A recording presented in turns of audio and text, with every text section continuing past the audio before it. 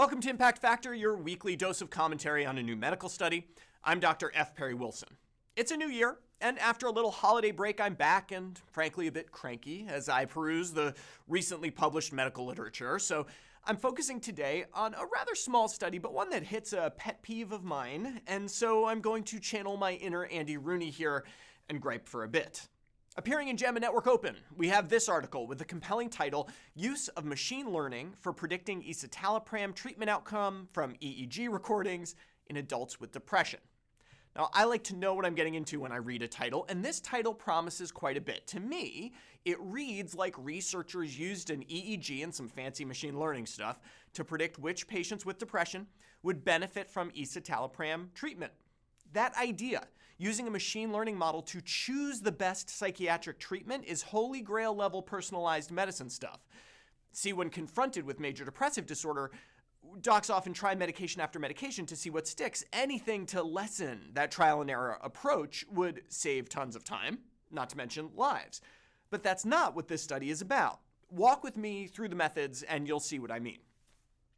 Researchers from British Columbia analyzed EEG data from 122 adult patients with major depression who were initiated on escitalopram therapy. As you know, an EEG outputs a ton of data, multiple electrodes, thousands of measurements. This is actually an ideal place to use machine learning tools to squeeze all that data into a single number, and the authors do an exemplary job of using a well-established machine learning algorithm called a support vector machine to take those gobs of data and turn it into a prediction.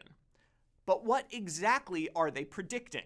They are predicting whether the patient will have remission of depression in 8 weeks. They are not predicting whether escitalopram was good for the patient, and that difference is huge. This study had no control group. All 122 patients were treated with escitalopram. We therefore have no way to know if the machine learning model identified individuals more likely to achieve remission regardless of therapy. Let's remember that depression spontaneously remits in around 20% of cases, or those who truly benefit from escitalopram.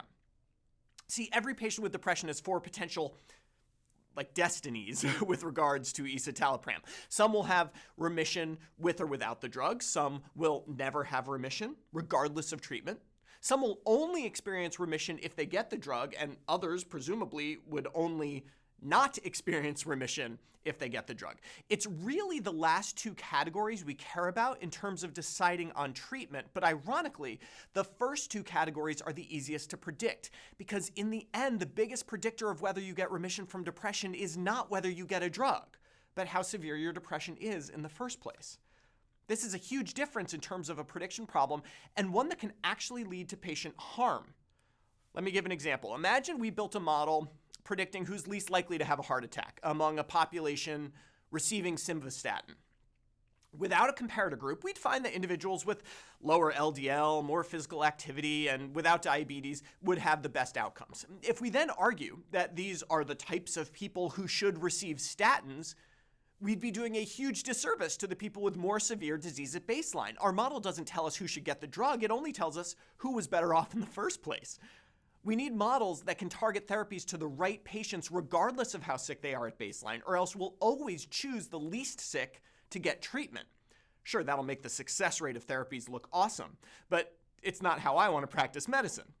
Okay, back to escitalopram. What this paper shows us is that the authors built a model based on EEG data that shows who is likely to have remission of depression. You could in fact argue that the model has nothing to do with escitalopram.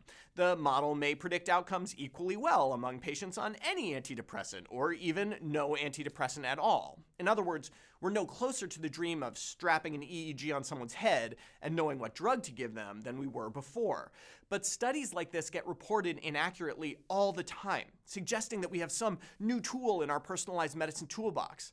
My biggest fear is that these models get commercialized as some sort of use this to decide who to treat black box, which, as we now all understand, is biased against those who are sicker at baseline, even if they would respond well to therapy. The second sentence of the conclusion of this paper reads, "Developed into a proper clinical application, such a pipeline may provide a valuable treatment planning tool." Not really. Not unless you want to reserve treatment for the least sick individuals. Could the researchers prove that their model is not simply identifying less severe depression as opposed to escitalopram response? Well, they could show how their model correlates with baseline depression scores or other baseline factors. My bet is that we'd find that mostly the model just identifies those with less severe depression at baseline, but that data is not presented. And let's remember that although it's very cool to get data about how severe your depression is just from an EEG, I mean, that's Star Trek-y, and I love it. We have plenty of tools already available to assess depression severity.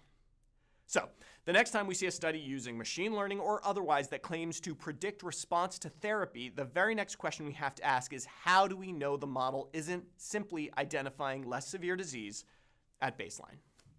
Happy New Year. For Medscape, I'm Perry Wilson.